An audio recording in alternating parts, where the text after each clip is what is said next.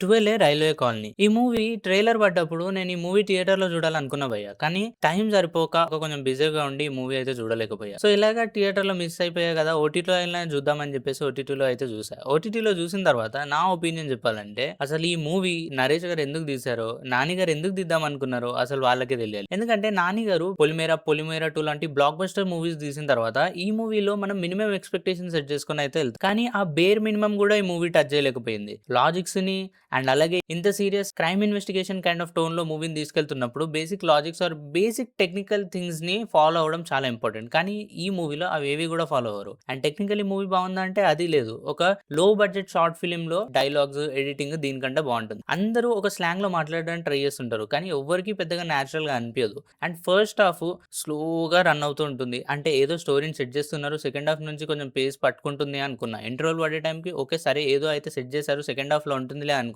కానీ second half చూసిన తర్వాత ఇంకా డిసప్పాయింట్ అయిపోయా. అసలు ఈ మూవీ నేను ఓటీటీలో కూడా చూడకపోయి ఉండుంటే బాగుండేదనిపించింది. నరేష్ గారు, నాని గారు ఇలాంటి ఒక మూవీ తీస్తున్నారన్నప్పుడు నేనైతే పర్సనల్‌గా చాలా ఎక్సైట్ అయ్యా. కానీ ఈ మూవీని చూసిన తర్వాత అసలు ఇలాంటి మూవీ వాళ్ళు తీయకపోతే బాగుండేదనిపించింది. అండ్ ఒకవేళ మీరు గాని ఈ మూవీ చూడకపోయి ఉండుంటే అస్సలు చూడకండి. ఎందుకంటే ఏ కాన్ఫిడెన్స్‌తో డైరెక్టర్ పార్ట్ 2 తీద్దాం అనుకున్నారో నాకైతే తెలీదు. కానీ ఈ మూవీ కూడా నచ్చిన వాళ్ళు ఉండొచ్చు. అంటే అలా హేట్ అనేది ఏం లేదు. బట్ స్టిల్ నేనైతే చాలా కన్‌ఫ్యూజ్డ్‌గా ఉన్నా. అసలు ఈ మూవీ ఎందుకు తీశారని చెప్పేసి. ఒకవేళ మీరు గాని 'ట్వెల్వే రైల్వే కాలనీ' మూవీ చూసుండుంటే మీ ఒపీనియన్ ఏంటో కామెంట్ సెక్షన్‌లో తప్పకుండా చెప్పండి.